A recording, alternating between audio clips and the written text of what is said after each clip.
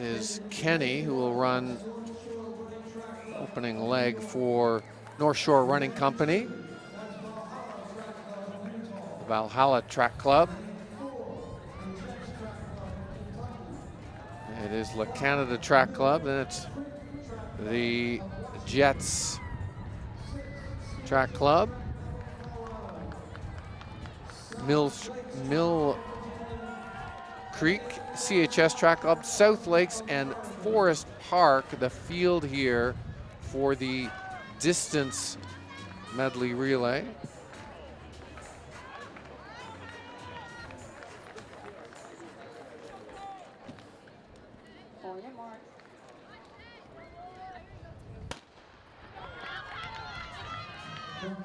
Coming up with a 1,200 meter opening section. And of course, the key thing, Don, is to get that baton around the track. Not so much of an issue here in these distance sort of medley relays. It's not as critical as in the 4x4, particularly the 4x1, but they still have to carry that baton the whole way around. Yes, not too much fumbling of the baton in the distance medley, right? But, knowing still, the key is everyone still has to be patient to get that baton. You can't be so excited that you pull the incoming runner, out too soon. But I'm seeing that these young ladies right now are really trying to establish position, understanding like 3 other ladies are waiting on me. And that's always what's so important, especially first leg. You set the tone for so much of what's going to happen in this relay. I mean, if there is some damage that has to be corrected, other teammates can do that. But setting the tone on first leg is so important, and you're trusted with so much. What I find fascinating watching DMRs, particularly at the high school and the collegiate level, is the wild swings in in the placing and the positioning. A team could have a big lead, but then they might not have, with all due respect, they might not have that good a 400-meter runner, or they might have a number 1 ranked 800-meter runner that can take them from last to first. And there's these crazy swings in the placement, as the race unfolds. And we see South Lakes here with this early lead, but at this stage, I would say no lead is secure in a DMR. Agreed, but that's also what I like so much about the DMR, because you see what we call, reel somebody in. You see the most unrealistic reels in these types of races, because like I've seen someone get walked down with almost 300 meters to go, because if you have 4 laps or if you have so many laps, you can just put them in your sight, understand I want to chip away about 20 meters at a time, 10 meters, and then before you know it, you're on their heels, and then you've been in the hunt, so now you just want it. An impressive opening 800 by the South Lakes 800-meter runner, or for a 1,200-meter runner, in just around 2:20, and they have a substantial lead, but who knows? Maybe they don't have a great 400-meter runner or an 800-meter runner, and typically it can all come down to that 1,600 or 1 mile sort of run, at the end of it. Yeah. And that's sometimes what teams do, right? So you see this first leg, I mean, she has commanded this race. And like you said, no lead is safe. But sometimes, and we don't know if this is the case, but sometimes if you don't have a stronger leg, the coaches are very clear. Put it out there so we have enough real estate, so then if any other damage needs to be fixed, someone else can. So, I mean, right now she's done an amazing job for this first leg for her team. I mean, she took off. She didn't even think about if anyone else could hang with her. She didn't consider anyone else's pace. She just went for it. South Lake, I want her on my first leg if I have to do a DMR. And you touched on this, Don. There is what I would call a relay quotient that's in effect in relays. Is when you're running for a relay, you're not just running for yourself, you're running for others. You're others on the team, and it doesn't matter if it's a DMR, 4x1, 4x4, 4x whatever. You see some of the most crazy performances you've ever seen in relays, because runners are not just doing it themselves, they're doing it for their team, their school, their club. Yes, I have seen people run outside of their bodies for their teammates. I have seen people drop seconds in races where you're like, people drop a half a second, but they drop 1.5 because they just knew that everything is on the line from look, the name on my chest, but the 3 other people that are competing with me. South Lake still with the lead. Now we're on the 400-meter leg. Of course, this goes really quickly. Now, this is the one handoff that can kind of get a little crazy if they're tightly bunched, because the runners are coming in at a bigger head of speed at this stage. Although with South Lakes this far out in front, the handoff for them in particular will be fairly easy and straightforward and businesslike, and you can see that there. It'll be similar for the Jets Track Club out of Kentucky. And the field spread out over almost half a lap at this stage. Yeah, I would say there are about 3 different races kind of going on. You have South Lake in the front, you got the Jets kind of in second, and then kind of everyone else that's still definitely within striking distance of each other. But once, as we said though, you can never just put your money on this person. There's still a job to be done. And that's what I like also about relays. Everyone knows it's not over until it's over. So South Lake, she's out there, but she's like, if I would not let my foot off the gas. My teammates put in too much work, and there's still a whole runner that has to go after me. This is the 800-meter leg, so 2 laps of the track here, of course. Whenever I think of 800-meter running, Don, my favorite quote about 800 meters, Mike Boyd, I don't know if you remember that name. He was the Kenyan 800-meter runner. He was at his best in the 1970s, mid to late 1970s. He also ran the 1500 meters. He was asked why he liked the 800 versus the 1500, and Mike Boyd's famous line was, I like the 800 because after 1 lap, I only have 1 lap to go. You never lose track of laps in the 800. You run 1 lap, you get the bell, and then you're finishing. I like that answer. It makes sense to me. Yeah. You know, and I'm a distance person. You're a sprinter, so we kind of meet there on that. South Lake still with a lead. This is the 800-meter runner with the lead and running determined here.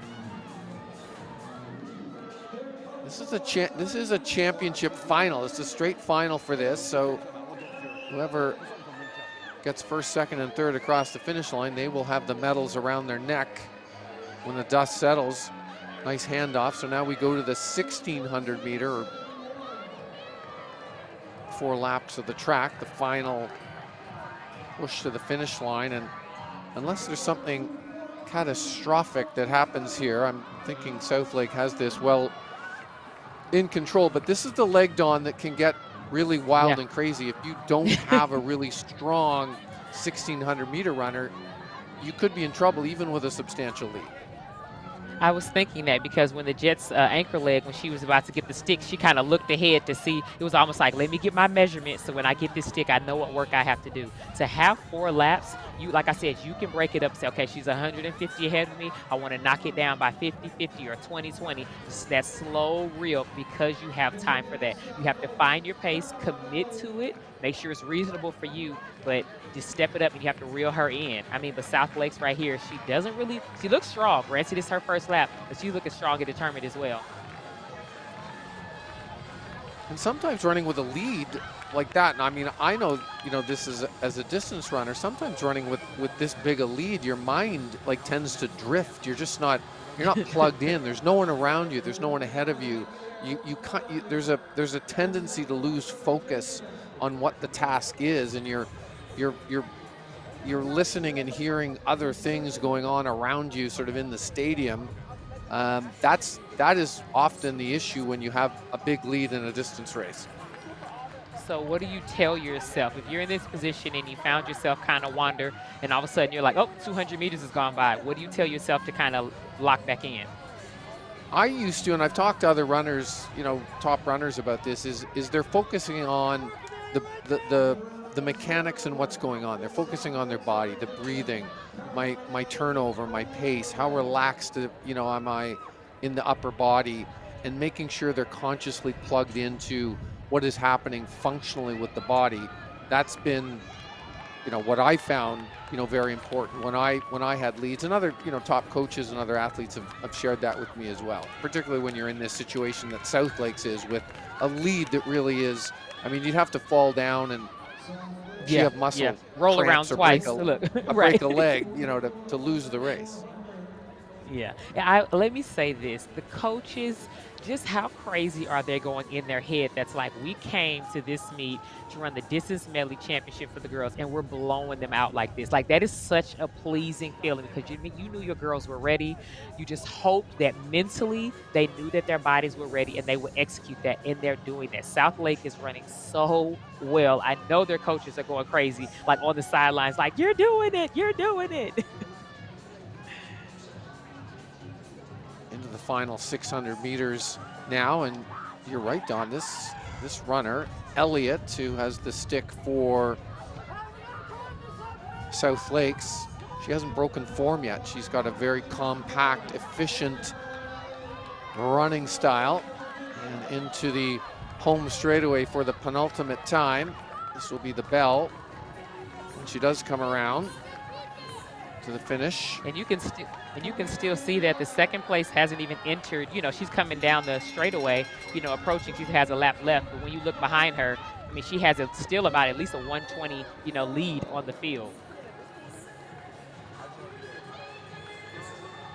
So Elliott with the stick for South Lakes Track Club. Down the back straightaway one last time.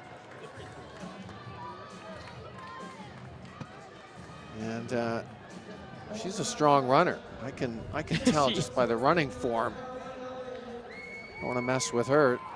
Even if this had been a competitive race, she would have been a formidable force, just based on what I've seen here.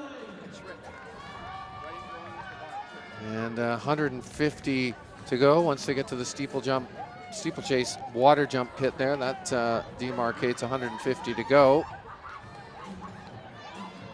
And now the head's starting to roll a little bit, the mouth opening, a bit of a grimace showing on Elliott's face as she comes into the straightaway, and will lap the back markers in the race, at least one before she gets to the finish line, which will be coming up shortly, and it will be a win for South Lakes and probably into the hands of her teammates. And that's a championship win. So congratulations to South Lakes Track Club for taking the win. And the Jets, who had for such a long time been in second, they will stay there and finish second. And we're going to be waiting a while, it looks like, Don, for third place. You and I, we can go and grab a drink and come back before third. And this is relay happiness and relay love right here. What does this Yes. feel like, Don? It feels like everything. You knew you were coming to war with 3 other monsters, and everyone did their part. I mean, you see right here, then they have this souvenir to take home with you. You're like, we did it, guys. We came out here. We talked about it at practice. We knew we put in the work. You cared for me. I cared for you, and we did this together. It just brings them closer and closer. That's Forest Park, who ended up in third. 11:38, the winning time for South Lakes. The Jets were in at 11:55. Forest Park, 12:36. North Shore Running ends up in fourth at 12:46, and the rest of the field coming in and across the line and finishing on up. Mill Creek, the final team in.